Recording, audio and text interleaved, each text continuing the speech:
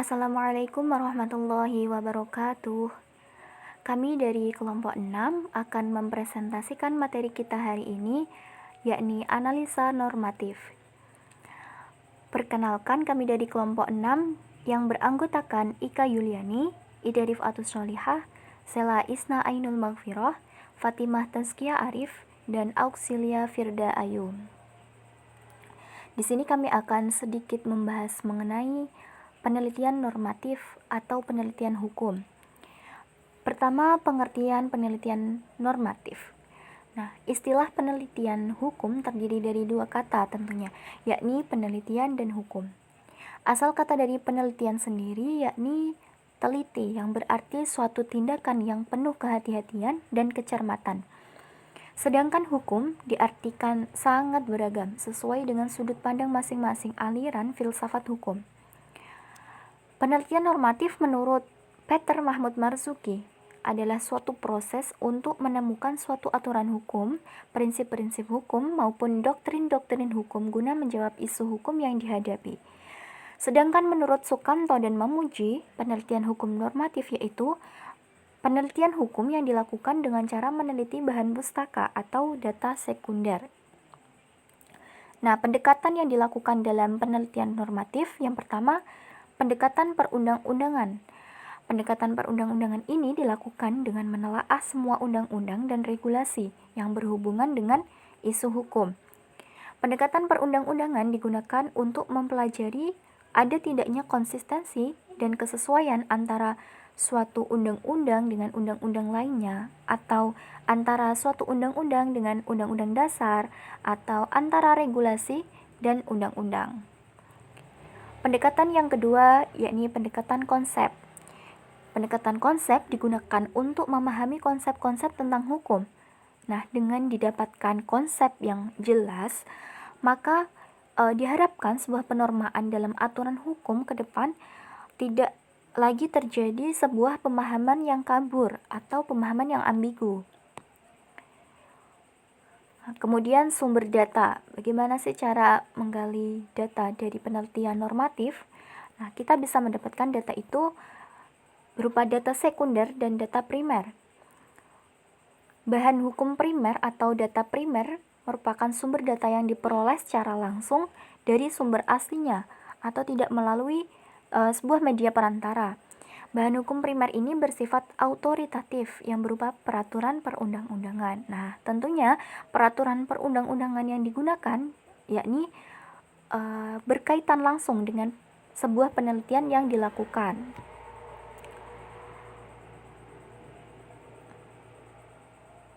Nah, kemudian bahan-bahan hukum sekunder, yaitu pendapat hukum dan non-hukum yang diperoleh dari buku, dokumen, kamus hukum, kamus besar bahasa Indonesia, dan internet. Nah, bahan hukum sekunder ini bertujuan untuk melengkapi bahan hukum dari primer. Ada tambahan yakni bahan hukum tersier, yaitu bahan-bahan yang memberikan informasi tentang bahan hukum primer dan bahan hukum sekunder. Contohnya berupa kamus-kamus seperti kamus bahasa Indonesia, bahasa Inggris, dan bahasa Arab, ataupun kamus-kamus keilmuan lainnya. Kemudian teknik pengumpulan data dalam penelitian hukum bisa dilakukan dengan cara yang pertama, studi kepustakaan atau library research. Nah, library research ini dilakukan terhadap data sekunder yang dikumpulkan dengan studi kepustakaan, mencari, mengumpulkan, serta mengkaji misalnya dari Al-Quran dan As-Sunnah yang mana sebagai sumber hukum Islam. Kemudian peraturan perundang-undangan, rancangan undang-undang, atau bisa dari hasil penelitian, jurnal ilmiah, artikel ilmiah, dan makalah seminar yang tentunya berkaitan dengan penelitian yang dilakukan. Kemudian wawancara atau interview. Nah, teknik pengumpulan dengan wawancara ini dilakukan terhadap data lapangan primer. Bisa dilakukan dengan wawancara tidak terarah atau tidak terstruktur, yaitu dengan mengadakan komunikasi langsung kepada informan dengan menggunakan pedoman wawancara. Kemudian teknik analisis data. Nah, teknik analisis data dalam penelitian hukum ini dibagi dengan sesuai dengan bahan hukum yang didapatkan. Dalam bahan hukum primer bisa dilakukan dengan deskripsi, sistemasi, dan interpretasi hukum.